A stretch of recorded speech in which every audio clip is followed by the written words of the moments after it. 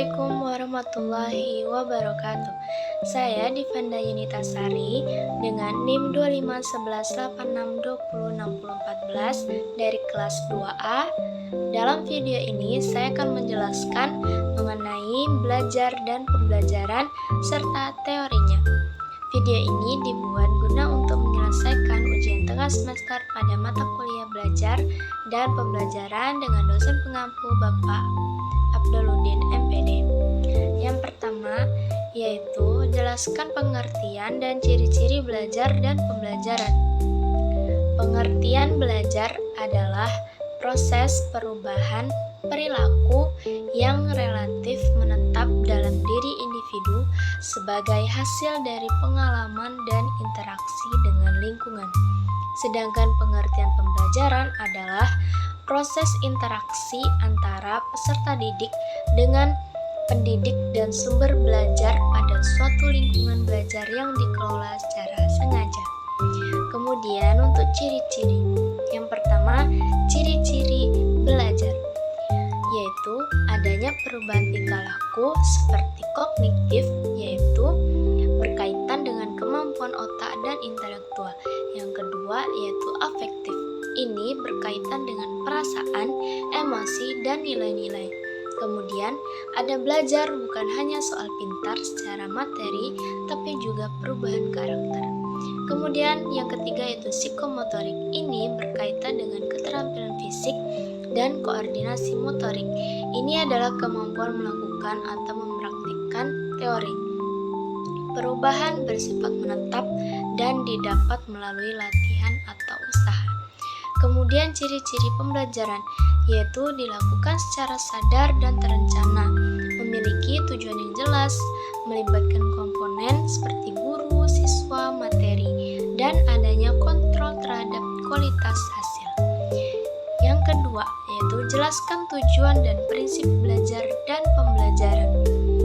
Yang pertama yaitu tujuan belajar, yaitu memperoleh pengetahuan, menguasai kemahiran atau kebiasaan, serta membentuk sikap dan karakter. Kemudian tujuan pembelajaran, yaitu membantu siswa agar proses belajar berjalan secara optimal, efektif, dan mencapai kompetensi yang diharapkan.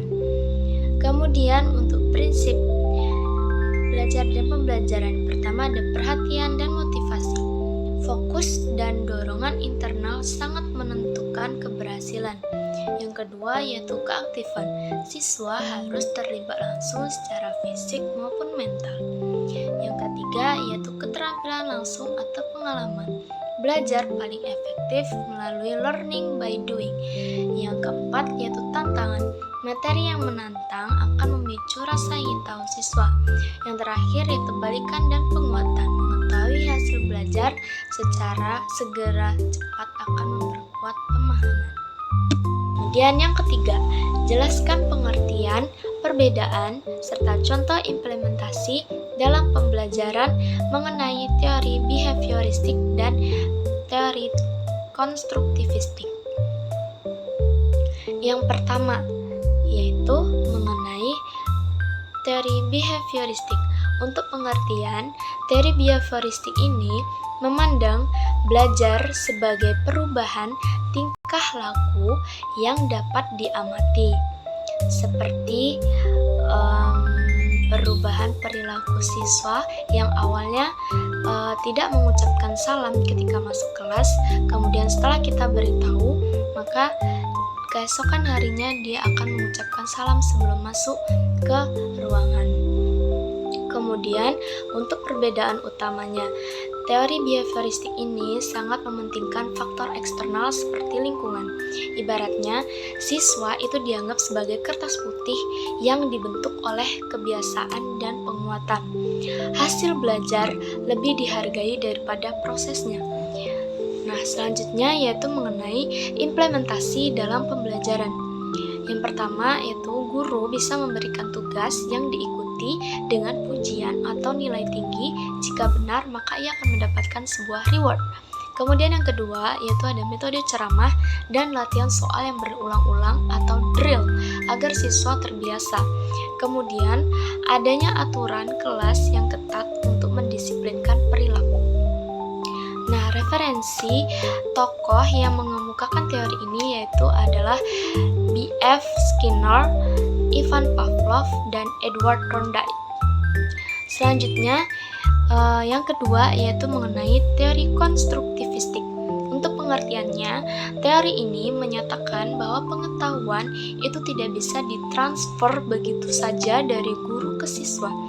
Siswa harus aktif membangun atau mengonstruksi pemahaman mereka sendiri berdasarkan pengalaman masa lalu dan informasi baru. Kemudian, untuk perbedaannya, teori konstruktivistik dan teori behavioristik ini adalah teori ini berfokus pada proses mental internal dan keaktifan siswa.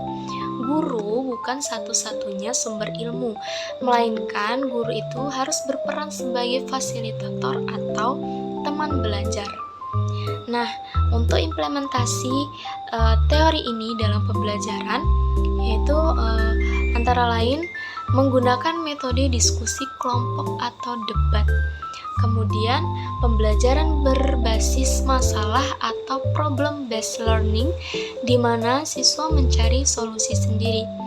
Kemudian, guru mengajukan pertanyaan pemantik yang memicu siswa untuk berpikir kritis alih-alih langsung memberi jawaban.